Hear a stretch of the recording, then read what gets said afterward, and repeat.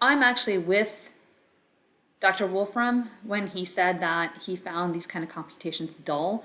I did too, and I benefited from Mathematica because I saw it as a get out of jail card. Hey, there's a place that actually will solve these things for me.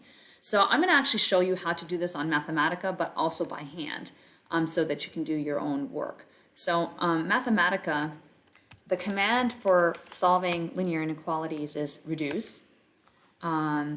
See, if I do question mark in the command, it'll give that information to me, and I'll see examples at the bottom. So here that's a solve, but you see here there's a reduce command, and it says that, and it's an inequality. I'm just going to copy and paste that and then change my own equation to look like that. So my own equation that was given here was x squared is less than 2x plus 48. So I just go into Mathematica, and this is I don't want that.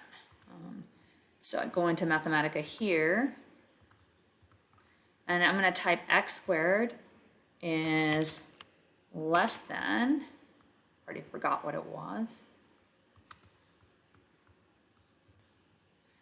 2x plus 48.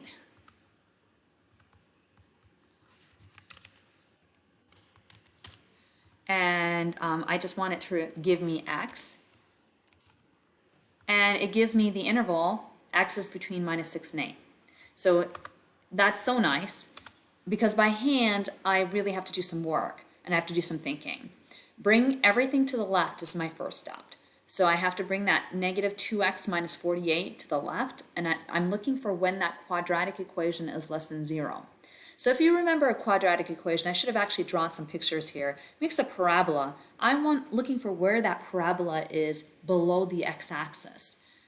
And so to do that manually, I need to factor, which I'm not a fan of, or I have to use the quadratic formula to find the zeros.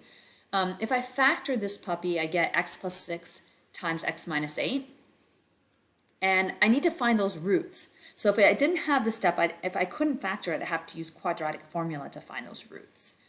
This thing is equal to 0 at x equals -6 and 8. Then I need to check the signs before or after and after the roots. So here's my number line, and I look at this left-hand side, and I'm really looking for when this left-hand side is less than 0. To do this, I pick a number. So here I'm going to pick something to the left of -6, and I just chose negative 100 because it's huge. If I have negative 100 plus 6, it's going to be negative. And if I have negative 100 minus 8, that's negative. I don't need to crank out the numbers. A negative times a negative is a positive. This should be a positive.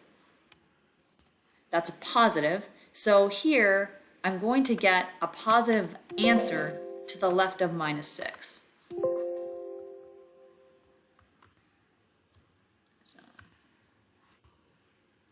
Now, in between -6 and positive 8, let's say 0 is in between -6 and 8, I plug in 0 in for x, and I get a positive answer here and a negative answer here, and a positive times a negative is a negative, so in between -6 and 8, it's negative. To the right of 8, I just choose something huge, like 100. I get positives. And so positive times a positive is a positive. So after 8, the factored form of this equation is positive. So the interval where it's negative is between -6 to 8. And I'm not including, they said strictly less than right here, so I don't include the endpoints. And so that shouldn't be a colored in, that's supposed to be a not colored in dot. So that means that I have open parentheses when I write this in interval notation. And this entire thing was given to me with a few taps of my keys on Mathematica. Just pointing it out.